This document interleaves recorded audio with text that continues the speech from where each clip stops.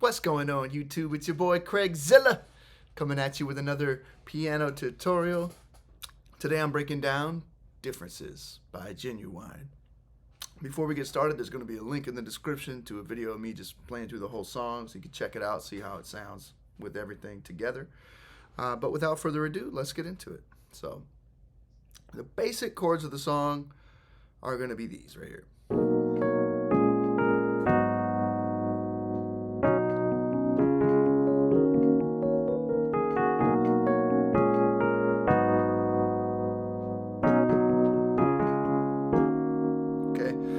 So it's a B major 7,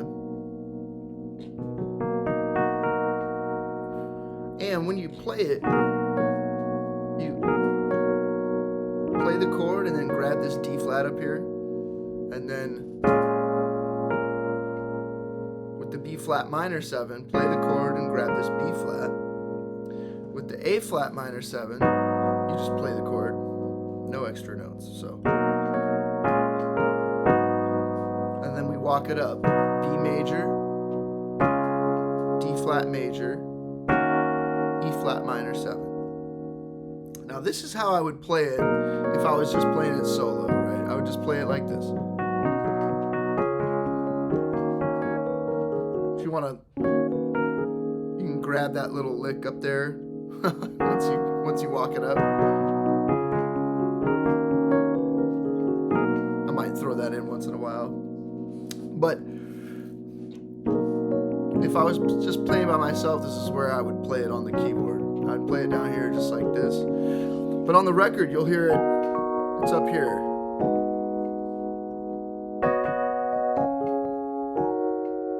All right.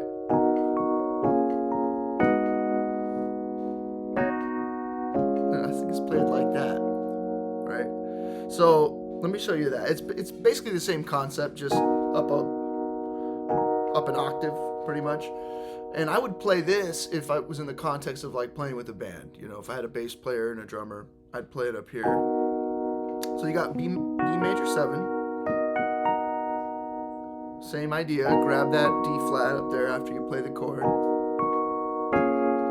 B flat minor 7. Same deal. Right? A flat minor 7. And now, here's where it gets interesting. The walk up, I'd play the B major triad like this in both hands, and then D flat major I would play like this with the A flat on the bottom, and then for the E flat minor 7 I would play it like this, right? And you'll notice it says F sharp major 6 because I got an F sharp on the bottom here. But if I have a bass player, the bass player is going to be playing E flat in the bass to make it an E flat minor 7. So,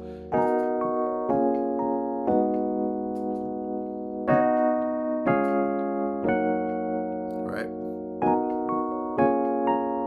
So it just depends on the context, you know, or how you plan on playing this. That being said, you know, the bass, let me talk about the bass part a little bit because it's different. The bass will pretty much follow the chords, except for on the second pass it does something a little different. So it'll be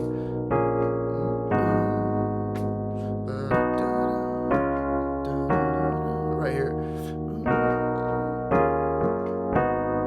Right? It does a little different move. So instead of doing the little walk down, it does that the first pass, right? Then it walks up. Boom, boom.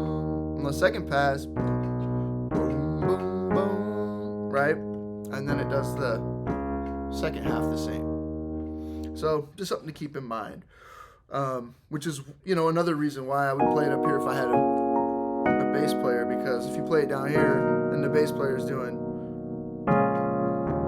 it's gonna get muddy down there, right? But if you're just solo,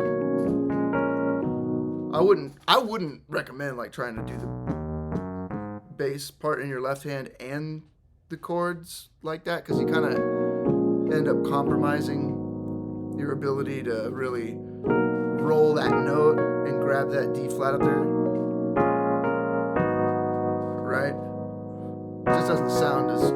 I kind of experimented with it. You can try it if you want, but you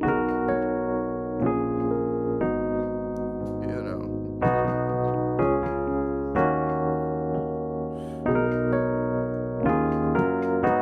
You know, it's possible, but I don't think anyone would notice if you just kept these chords the same the whole time, especially if you're playing solo. So that's my thing about the bass and the chords and everything. And that's pretty much your formula for the whole song.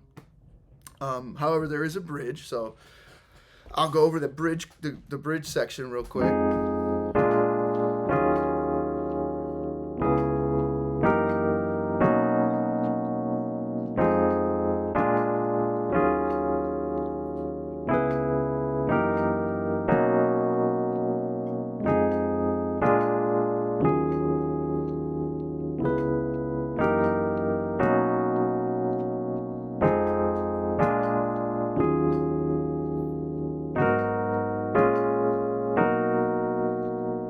Okay, and then you're back into it.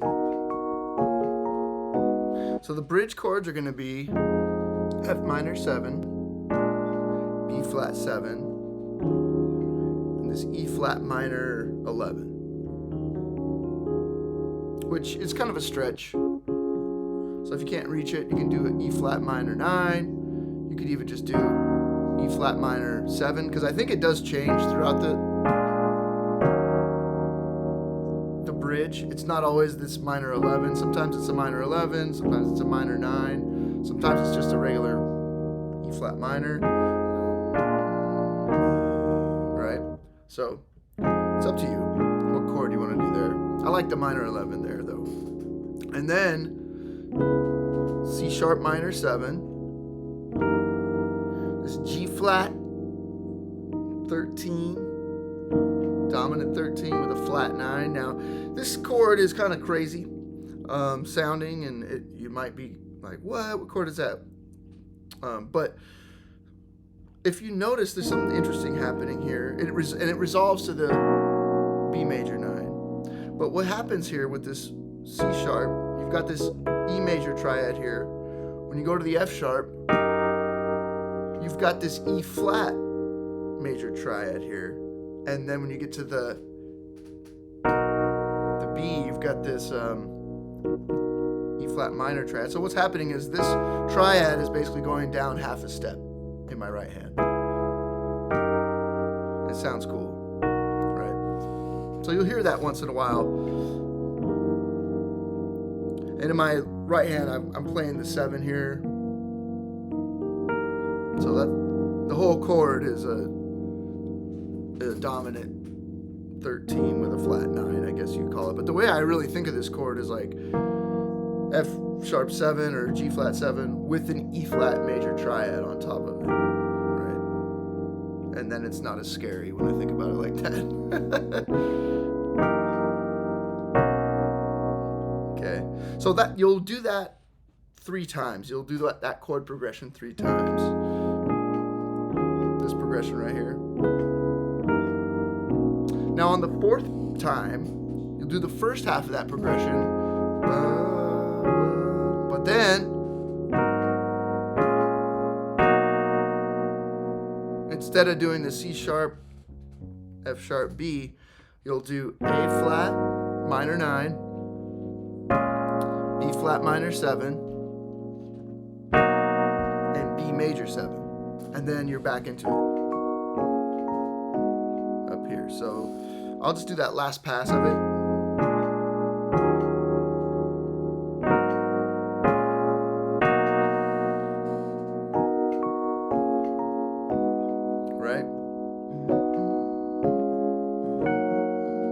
Right, and then you just ride that out to the end. So, yeah, that's all the different parts of the song. Hopefully that helps you out. If so, please like, subscribe. If you have any questions, comments, concerns, suggestions, or requests, feel free to hit the comment section. Let me know what you're thinking. And that's it for this one. So, until next time.